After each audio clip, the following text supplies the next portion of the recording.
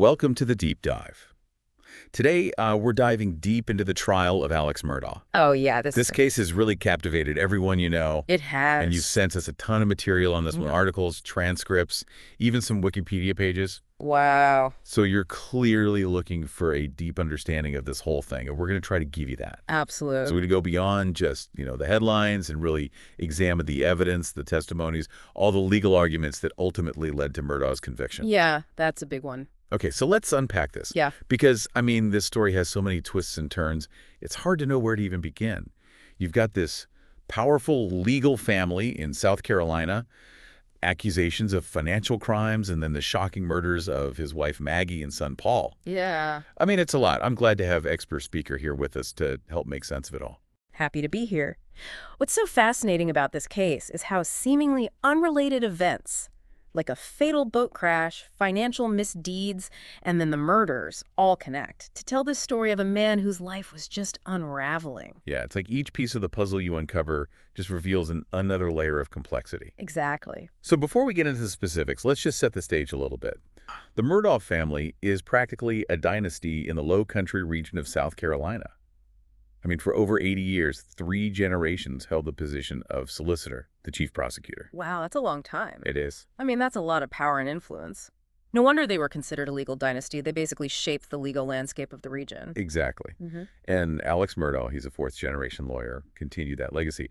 But this dynasty started to crumble in 2019 with a tragic boat crash that killed 19-year-old Mallory Beach. Yeah. And this event, you sent us some really in-depth articles about it. It seemed to set off this chain reaction. Yeah, it was a real turning point. Not only was Alex Murdaugh's son, Paul, facing charges, but there was a wrongful death lawsuit from the Beach family. And that lawsuit alleged that Paul was driving the boat drunk and that both Alex and his other son, Buster, provided alcohol to these underage boaters. Yeah, talk about a scandal that just rocked their world.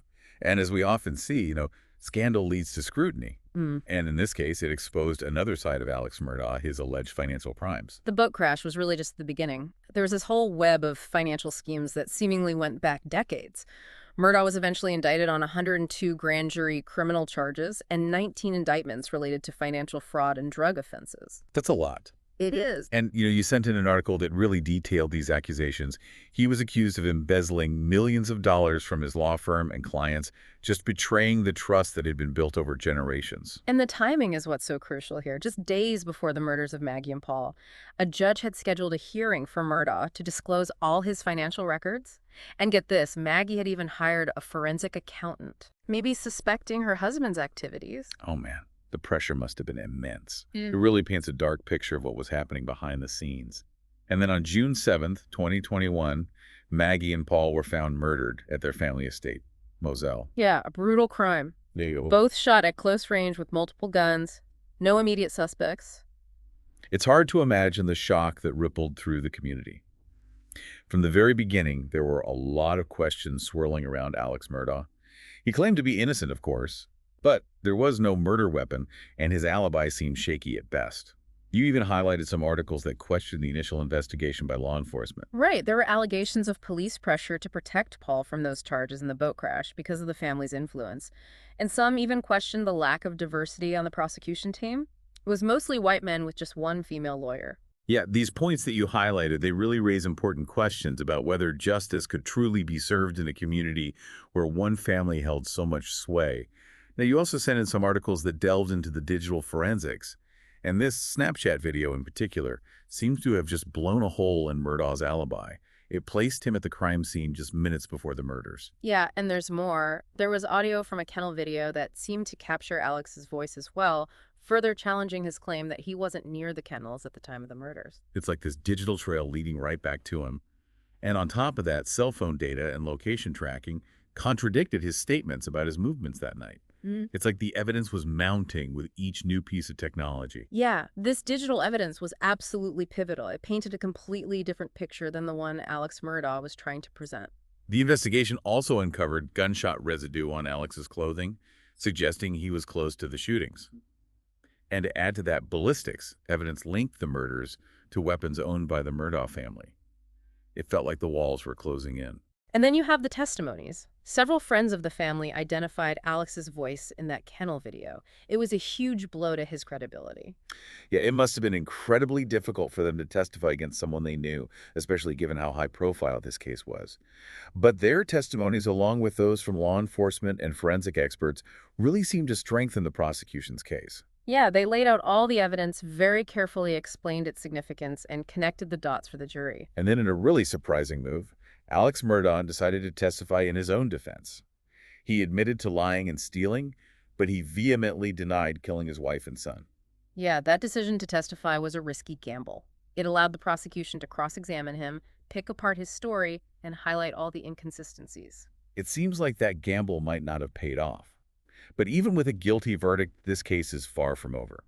You flagged some articles about allegations of jury tampering by the court clerk, Biky, and these allegations really cast a shadow over the fairness of the trial. Several jurors confirmed that Hill told them to watch Alex's body language and to not be fooled by the defense, potentially influencing their deliberations.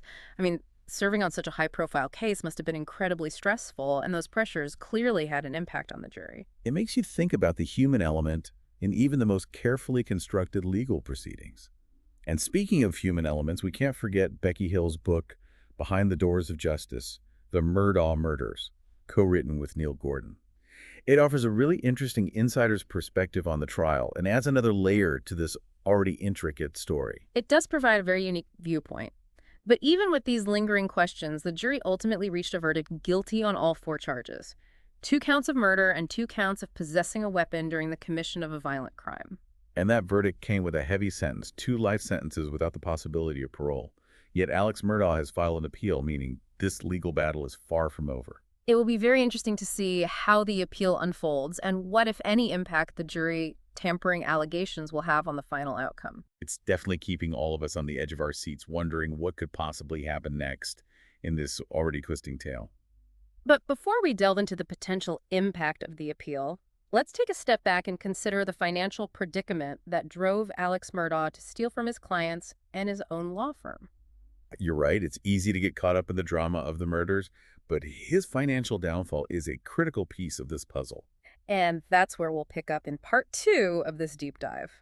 Welcome back. So we've established that, Alex Murdaugh's financial misdeeds are a crucial part of understanding this whole case.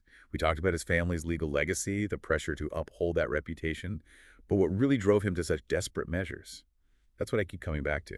Yeah, it's a question a lot of people are asking. According to his testimony, Murdaugh admitted to stealing millions of dollars from his law firm and clients over many years. Over many years. Yeah, and he claimed it was to fuel an opioid addiction and to cover these mounting debts. Opioid addiction, huh?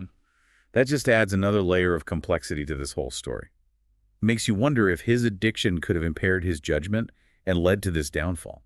It's definitely possible. Addiction can have a huge impact on decision-making and can lead people down a path they never thought they'd be on. And we also have to consider the role of privilege and entitlement, right? I mean, growing up in a family with that much power and influence, could that have skewed his perception of consequences? It's a good point. It's possible he felt invincible, like he was above the law, or that he could always find a way out of trouble. You flagged an article about the testimony of Lindsay Edwards, a former sex worker who alleged that Murdaugh assaulted her on multiple occasions. Oh, yeah. She claimed their encounters were part of an exchange of services agreement with her madam. If true, it really suggests a disturbing pattern of exploitation and abuse of power. Absolutely. If this testimony is credible, it really casts a dark shadow on Murdaugh's character. It's such a stark contrast to the image he presented to the world. The respected lawyer, the devoted family man. It's a reminder that appearances can be deceiving.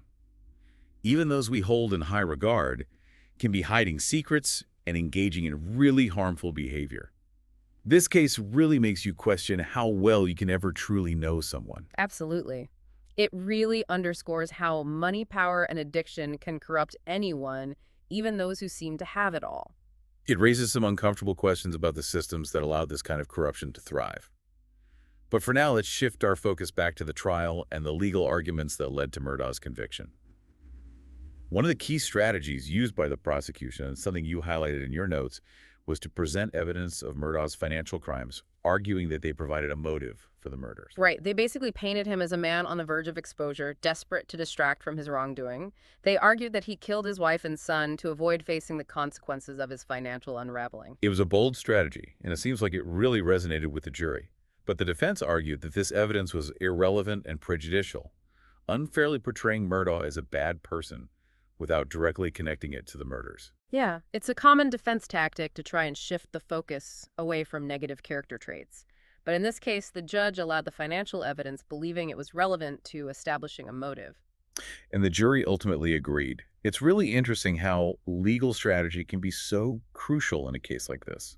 Did the defense present any alternative theories or suspects? They did, but none that seemed to gain much traction with the jury.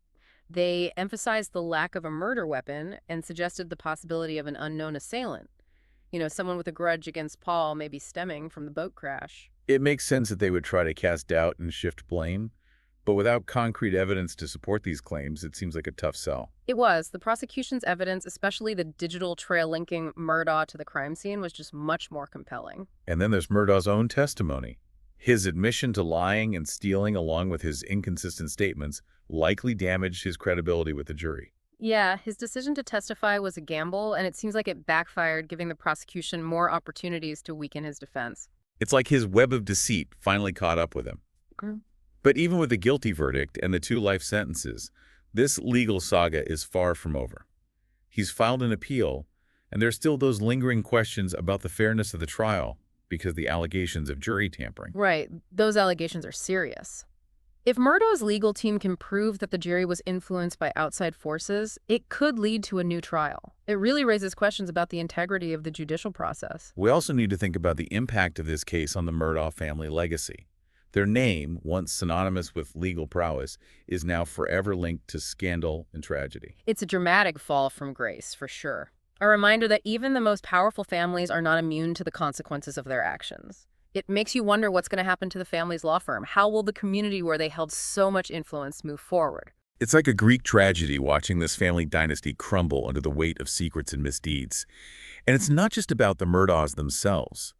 We have to think about the victims in all of this, Maggie and Paul, obviously, but also the clients he stole from his colleagues at the firm and the community as a whole. Their lives are forever changed. You're absolutely right. This case has left a trail of pain and broken trust. The victims of his financial crimes are still trying to piece their lives back together, and the community is left trying to reconcile the man they thought they knew with the crimes he committed. It's a reminder that the pursuit of justice is complex and can have really lasting impacts. Even with a guilty verdict, there's still this unsettling feeling that we may never know the full truth. That's true. And that brings us back to the ongoing appeal. Will it uncover new information? Could it potentially overturn the conviction? It's hard to say at this point, but the allegations of jury tampering are a serious concern. If there's evidence that the jury was swayed by outside influences, it could really throw the entire verdict into question. And then there's the question of motive. While the prosecution argued successfully that Murdaugh's financial crimes provided a motive, some people still question if that's the whole story. Yeah, why kill your own wife and son? Was there something else, something deeper that we haven't uncovered? These are questions that continue to haunt this case. Even with all the evidence and a guilty verdict, there's still a sense of mystery. It's a story that continues to unfold, and with the appeal in progress, we might see new evidence emerge that could shed light on these unanswered questions. It shows that the pursuit of justice is often a long and winding road full of unexpected turns. And even when a verdict is reached, the search for truth may continue. The Alex Murdaugh case is a true tragedy, but it's also a gripping narrative full of twists and turns. It makes you think about greed addiction, the corrosive effects of power. It's a story about family betrayal and the search for answers in the face of unimaginable loss. We've only scratched the surface, but I think it's clear why this case continues to captivate the nation's attention. Wow, we've covered a lot of ground in this deep dive. From the Murdaugh family's legal dynasty to the boat crash, the financial crimes, the murders, the trial. It's been quite a journey. It really has. And as we wrap up, it's important to take a step back and think about the bigger picture of this story. You sent in a couple of opinion pieces that were debating this very thing. What happens to the Murdaugh name now? What does a case like this say about power and accountability? Yeah, that's a tough one. Their reputation is completely shattered. Can they ever really regain that respect and influence they once had? It's really hard to imagine. This case is a stark reminder of how fast a legacy can just crumble. A century-long legal dynasty brought down by the actions of one man. It makes you think, how much responsibility does a family bear for the actions of an individual? And what about all the victims? We can't forget about the impact this has had on so many lives. You're absolutely right. Maggie and Paul's loss is immeasurable. But there are also the victims of Murdaugh's financial crimes. People who trusted him, relied on him, and whose lives were completely turned upside down by his betrayal. And then there's the community itself trying to process this betrayal of trust and the tarnished reputation of a family they once held in such high regard. It's like that ripple effect. You throw a stone in a pond and the waves just keep spreading. So the Yeah. consequences go way beyond the initial tragedy. And even with a guilty verdict, there's still that unsettling feeling that we may never get the full story. That's the thing about these really complex cases. Even with all the evidence and a trial that captivated the whole nation, there are always questions that linger. And that brings us to the appeal that's still going on. It could uncover some new information, maybe even lead to the conviction being overturned. It's really hard to predict what's going to happen, but those allegations of jury tampering are concerning. If there's proof that the jury was influenced, it raises some serious questions about the fairness of the whole trial. It goes right to the core of our justice system. The integrity of the process is so important, and any hint of wrongdoing erodes the public's trust. Then there's the question of motive. The prosecution did a good job of linking Murdaugh's financial crimes to the murders, but some people still wonder if there's something more to it. Could there be another motive? Maybe a personal conflict or a hidden secret that pushed him to do something so drastic. That's what keeps people so fascinated by this case. Even with a conviction, the mystery is still there. We may never fully understand what made Alex Murdaugh commit such a horrifying act. It reminds us that even with all the digital evidence and forensic science, human behavior can still be a puzzle. This case has been a whirlwind of emotions: shock, disbelief, anger, sadness. It's forced us to question what we think we know about wealth, power, and the image people project to the world. And that's the power of stories like this.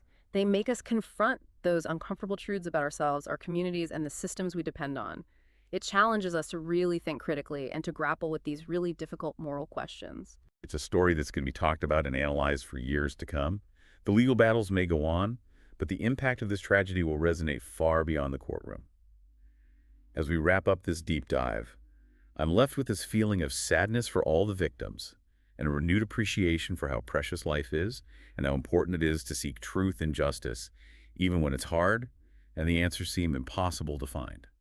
I think that's a perfect way to end our look at this case. It's a story that forces us to face the complexity of human nature and the flaws in our systems. But it also reminds us that even in the face of darkness and despair, there's always hope for understanding, healing, and a better future. Thanks for joining us on this deep dive. We hope it's given you some new insights and maybe even sparked some of your own questions or reflections. Until next time, keep exploring, keep questioning, and keep diving deep.